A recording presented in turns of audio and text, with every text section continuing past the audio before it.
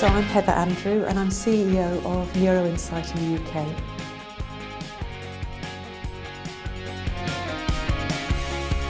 So when you're looking at mobile comms behaviour, people aren't always aware of the impact of things like the device they're using or the context in which they're using it.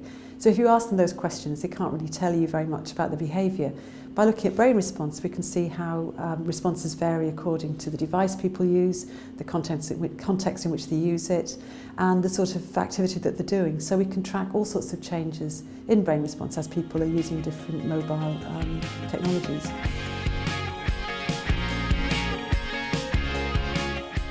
But the most important thing we look at when we're measuring brain response is actually what's going into memory. Everyone talks about emotion as being the most important response to communication, and it is really important. But if you have a very strong emotional response to something and it doesn't get into memory, what you've done is create something that's entertaining, but it can't possibly affect people's future behaviour. So what we're interested in is how people respond emotionally, but also we have a measure called long-term memory encoding, which is measuring what people are actually sending down into memory as they engage with a communication of any sort. And that's a really good indicator of things that might affect their future behaviour.